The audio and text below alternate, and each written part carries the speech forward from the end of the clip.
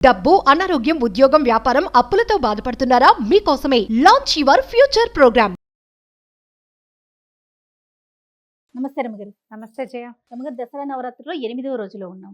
ఏ అలంకరణలో ఉంటారు, ఎలాంటి నైవేద్యాలు పెట్టాలి, పూర్తిగా మాట్లాడుకుందాం. శరన్నవరాత్రుల్లో 8వ రోజు దుర్గాష్టమి. ఈ అష్టమి మనకి సాధారణంగా అష్టమి తిథి పనికిరాదు. ఏ దశలోనూ మనం అష్టమి నాడు ఎక్కడికి వెళ్ళకూడదు, అష్టమి నాడు అష్టకష్టాలు వస్తాయి, ఇలాంటివి చెప్పుకుంటాం.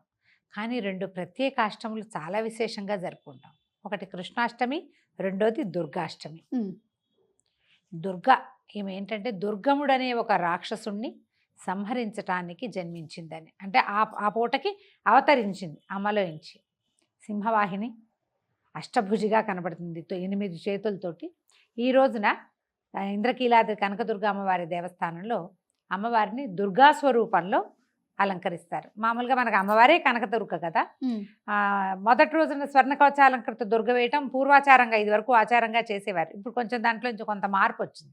ఈ బయట మనం అమ్మవారి స్వరూపాలు ఎక్కడైతే అవతారాలు వేస్తున్నారో అక్కడ దుర్గా స్వరూపంలో లోపలున్న అమ్మవారికి కొంచెం దగ్గర పోలికల్లో ఉండేటట్టుగా సింహవాహిని లేదా వ్యాఘ్రవాహినిగా అమ్మవారిని అలంకరిస్తారు. ఈ అష్టభుజి 8 భుజాలతోటి ఆమెను చూస్తేనే భయం వేస్తుంది. ఇవి ఏమైనా ఘటనా సమర్థురాలుగా కనపడుతుంది. ఎక్కడా జరగంది ఇక్కడ జరిగిపోతుంది. ఈ దుర్గముడు అని రాక్షసుడి పేరు చెప్తారు కదా. అవునండి. ఈ రాక్షసుడు దుర్గముడు అంటే ఏ పక్కకి వెళ్ళనివ్వని వాడు. తెరిపి లేదు వాడితో ఉంటే. మనకి ఉద్యోగంలో ఏం చేయాలో తెలియదు, సంసారంలో ఏం చేయాలో తెలియదు, సమాజంలో ఏం చేయాలో తెలియదు, దారి కనపడదు, దిక్కుతోచని పరిస్థితులు మన జీవితంలో ఎదురుపడవు. మరి మీకు 2-3 సంవత్సరాల వయసు అప్పటి నుంచి మరణం వరకు మనం ప్రతిసారి ఎదుర్కొంటాం. అవును. ప్రతి దశలోనూ అగమ్యగోచరమైన స్థితి, ఎటెళ్లాలో తెలీదు. పట్టుకుంటే పాము కోపం, విడవమంటే కప్ప కోపం.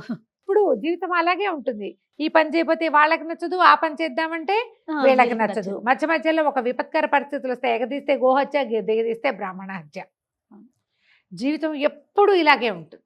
ఇలాంటి దుష్కరమైన స్థితిలో, దుర్గమమైన పరిస్థితులలో దుర్గని ఆరాధిస్తే ఈ పరిస్థితుల నుంచి మనని బయటపడేస్తుంది. అమ్మవారికి పులిహార నివేదన పెడతారు. కట్టు పొంగలి చాలా విశేషంగా చెప్తారు ఈ రోజున. మామూలుగా మనం రోజువారీ పెట్టేటువంటి వడపప్పు, పానకం, పళ్ళు, ఫలాలు, పాలు, ఇవి 9 రోజులు పెట్టుకుంటాం కదా. పానకం, వడపప్పు పెట్టుకుంటాము. మన పులగం కూడా 9 రోజులు పెట్టుకోవచ్చు. ఈ రోజున అమ్మవారికి ప్రత్యేక నివేదనగా మనం కట్టు పొంగల్ చేయొచ్చు, లేదా పులిహార చేయొచ్చు. మన ప్రాంతాచారాన్ని బట్టి పులిహార కూడా కొన్ని చోట్ల కనపడుతుంది. అమ్మవారికి ప్రధానంగా కట్టు పొంగల్ పెడతారు. కట్టు పొంగల్ అంటే పెసరపప్పుతో చేస్తాం కదా, మిరియం పొంగల్ అంటారు. అవును. పెసరపప్పు పొంగలి మీ అవకాశాన్ని బట్టి అది చేసుకోవచ్చు. అయితే ఈ అమ్మ ఏ స్థితిలో నుంచైనా కాపాడేస్తుంది. ఎన్ని రకాల స్తోత్రాలు ఉన్నాయో. దుర్గా సప్తశతిలో నుంచి తీసుకున్న దుర్గా సప్తశ్లోకి, తర్వాత ధనుంజయకృత దుర్గా స్తోత్రం, దుర్గా ద్వాత్రింశన్ నామావళి. 32 నామాలు. దుర్గార్తిశమని, దుర్గాపద్వినివారిణి, దుర్గమచ్చేతిని, దుర్గసాధిని, దుర్గనాశిని, అన్ని దుర్గలతోటే వస్తాయి. ఎంత అద్భుతంగా ఉంటుందో. అమ్మవారే స్వయంగా చెప్పిందట, ఈ ద్వాత్రింశన్ నామావళి చదవండి. చదివితే ఎలాంటి విపత్కర స్థితుల్లో నుంచైనా నేను రక్షిస్తాను. ఈ రోజున ఇప్పటిదాకా మనం ఒక రకంగా చేసుకున్నామా, ఈ రోజున ఏం చేయొచ్చు మనం? ఈ నామావళిలో నుంచి ఏదో ఒకటి తీసుకోండి. లలితా సహస్రనామము, ఖడ్గమాల చదువుకోవచ్చు, త్రిశతి చదువుకోవచ్చు. దుర్గకి ప్రత్యేకంగా చెప్పబడినటువంటి ఇవి చదవచ్చు. అయితే దుర్గా సప్తశతిలో 700 శ్లోకాలు ఉంటాయి. సప్తశతి 700 శ్లోకాలు ఈ రోజున మనం పూర్తి చేయగలమా లేదా అనేది మీ అవకాశాన్ని బట్టి చూసుకోండి. ఓపికగా చేయదలుచుకుంటే కనుక ఏదైనా ఇంటి చుట్టుపక్కల దేవాలయాల్లో ఎక్కడైనా అమ్మవారి చండీ యాగాలు అవి జరుగుతుంటే అక్కడ దర్శనం చేసుకోండి. త్రిరాత్ర వ్రతం చేసే వాళ్ళకి ముందు రోజు, నిన్న సాయంత్రం నుంచే త్రిరాత్రం మొదలు పెడతాం మనం. అవునవును. సరస్వతి పూజ నాటి రాత్రి, సప్తమి, అష్టమి, నవమి 3 రాత్రులు చేస్తాం కదా. ఇది 2వ రాత్రి అవుతుందన్నమాట. ఈ 2వ రాత్రికి మనం దుర్గనే పూర్తిగా పూజ చేసుకోవచ్చు. ఏ అవకాశం ఉన్నా కూడా దుర్గాష్టమిని వదిలిపెట్టకండి. ఇప్పుడు ఈ రోజున మనం పూజించే అమ్మ ఏమంటారు, మన నవదుర్గలలో అమ్మవారు. ఈ అమ్మాయి 9 సంవత్సరాలు ఉండాలి బాలికకి. 8వ రోజున పూజించే బాలిక, 9వ రోజున పూజించే బాలిక కూడా 9 ఏళ్లే. అయితే ఈ 9 ఏళ్ల ఈ బాలికని గనక మనం అర్చిస్తే ఈ రోజున దుర్గాష్టమి రోజున ఏమన్నంటే ముక్తి లభిస్తుందట, మోక్షప్రదాతగా ఉంటుంది. మోక్షం అనగానే ఏంటి, మన ప్రయాణం భగవంతుని వైపుకు వెళ్ళిపోతుంది. ఏదైనా చేసి వెళ్తామో చేయకుండా వెళ్తామో తెలియదు. చేయకుండానే ఆటోమేటిక్గా మనకి మోక్షం వచ్చే అవకాశం లభించవచ్చు. చేయడానికి ఏదైనా మార్గం కనపడచ్చు.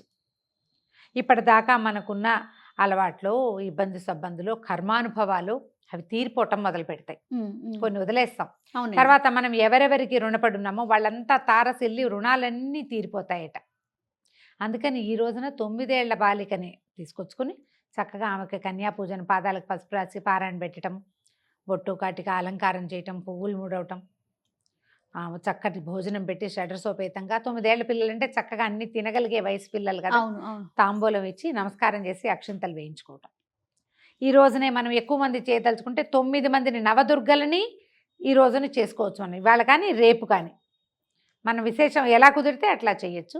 అయితే ఈ దుర్గాదేవిని ఇలాంటి ఉగ్ర రూపంగా కనపడేటట్టుగా ఉన్నప్పటికీ కూడా శాంతరూపిణిగానే చూపిస్తారు జయ. ఓహో, ఆమె మరీ పరిగెత్తి మీద పడుతున్నట్టుగా ఉండదు. ఈరోజు స్థిమితంగా ఉంటుంది, సింహవాహినిగా ఉంటుంది. ఓకే, ఆమె అంతటా ఆమె ఆయుధాలు ఏవి మన ప్రయోగ భంగిమలో ఉండవు, స్థిమితంగా ఉంటుంది. నువ్వు కాదంటే వస్తుంది నీ జోలికి, లేకపోతే లేదు. మన అమ్మ మనని భయపెడుతుందా?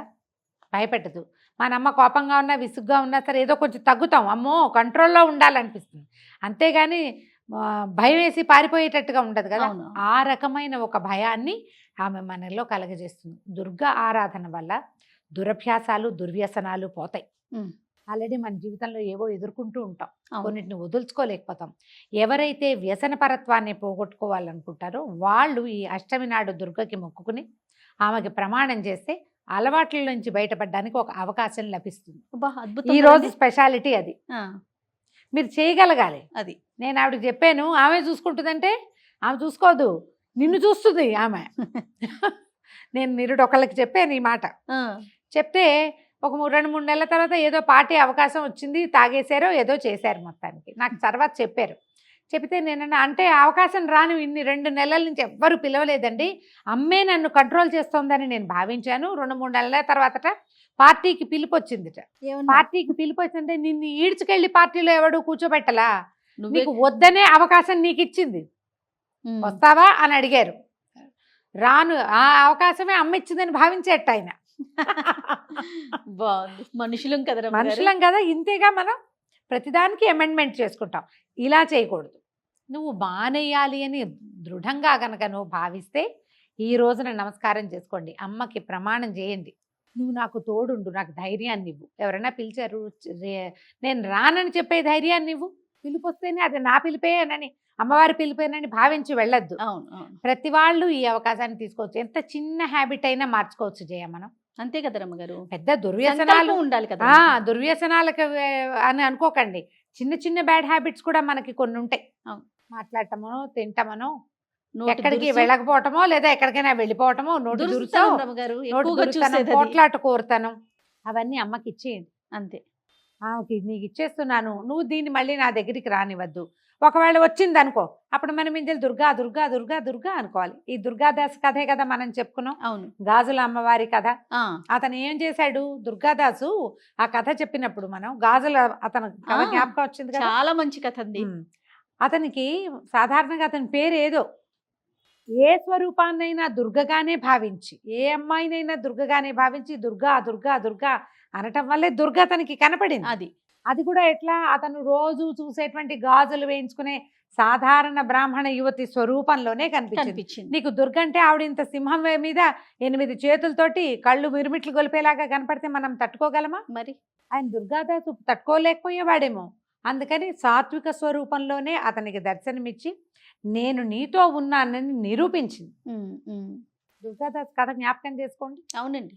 నిరూపణ, తను అలవాటుగా వేసే గాజులు ఒక పావలా ఎక్కువకి ఆశపడకుండా న్యాయమైన వ్యాపారం చేస్తూ దుర్గని నిరంతరం తలుచుకుంటూ ఉన్నందుకు ఆమె అతనికి ప్రత్యక్షమైంది. అదే కదా. మనం కూడా అంతే. ఏదైనా నా నెత్తి మీదకి వస్తే అది నీ వల్లే వచ్చిందని అనుకోవద్దు. తప్పుకునే అవకాశం నీకు ఇచ్చిందని నమ్మాలి. ఆ. నీ చేతిలోనే ఉంది. నేను చేయననొచ్చు, నేను రాననొచ్చు, నేను వెళ్ళకూడదు అనుకోవచ్చు. అవన్నీ నీ చేతిలో ఉన్న పనులే కదా. మన చేతిలో ఉన్న పని చేసి హ్యాబిట్స్ మార్చుకోండి. ఈ రోజున మనం ఒక నిర్ణయం తీసుకోవచ్చు. దానికి ఇది అవకాశం. దానికి ఇది మంచి అవకాశం. దుర్గా అమ్మవారు మనతో పాటు ఉంటుంది. ఆమె మనతో ప్రయాణం చేస్తుంది. మనం ఏ దశలో ఉన్నా దుర్గని తలుచుకోవచ్చు. సప్తశతి చదవగలిగితే చండీ పారాయణం అంటారు, చేయగలిగితే చేయండి. లేదా దుర్గా సప్తశ్లోకి అని ఉంటుంది. ఈ సప్తశతులు 700 శ్లోకాలు కదా. ప్రతి 100లో నుంచి ఒక్కొక్క శ్లోకం చొప్పున తీసుకుని ఆ 700 శ్లోకాల ప్రతీకగానే సప్తశ్లోకి చేశారు. ఇది మనకి స్తోత్రనిధి యాప్లో దొరుకుతుంది. ఓకే, అది దొరుకుతుంది. దుర్గా ద్వాత్రింశ నామావళి దొరుకుతుంది. తర్వాత అర్జున కృత ధనుంజయ కృత దుర్గాస్తుతి ఏంటది ఆర్యమందర వాసిని అని వస్తుంది. ఆ స్తోత్రం కూడా చాలా బాగుంటుంది. అది చదువుకోవచ్చు. దుర్గా అష్టోత్తరం దొరుకుతుంది. దుర్గా అష్టోత్తరాన్నైనా సరే తీసుకుని చక్కగా అష్టోత్తరం చేసుకోండి. కొద్దిపాటి కుంకుమార్చన చేయండి. దుర్గకి కుంకుమార్చన చాలా ప్రీతి.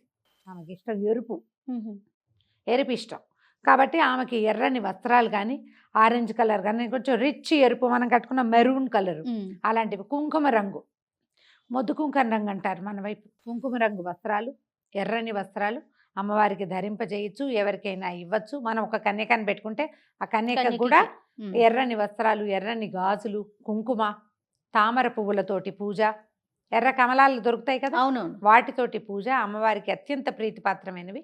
మీ అవకాశాన్ని బట్టి దుర్గని సేవించండి. ఈ ఏ అష్టమి మనం పూజ చేసుకోం, కానీ ప్రతి అష్టమి నాడు మీకు ఒక అవకాశం ఉంటే ప్రతి అష్టమి నాడు, అంటే శుక్లాష్టమి కృష్ణాష్టమి కూడా, శుక్లపక్షంలో అష్టమి కృష్ణపక్షంలో అష్టమి కూడా అమ్మవారి దేవాలయంలో దర్శనానికి వెళ్ళండి. చాలా దేవాలయాల్లో అష్టమి నాడు అభిషేకం ఉంటుంది అమ్మవారికి.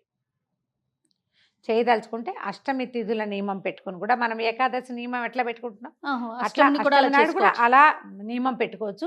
దానివల్ల ఏంటంటే మనకేదో జీవితం పట్ల భయము, జీవితంలో అవకాశాలు లభించకపోవటం, దారితోచని పరిస్థితులు అవి మెల్లిగా తగ్గుముఖం పడతాయి. అవకాశాన్ని బట్టి చూడండి. సో అమ్మవారికి ఎర్రని వస్త్రాలు, ఎర్రని పువ్వులతోటి పూజ ఇవి చేసుకుని ఈ రోజున సుసంపన్నం చేసుకుందాం. సంతోషం రమ్య గారు. నమస్తే. నమస్తే జయ.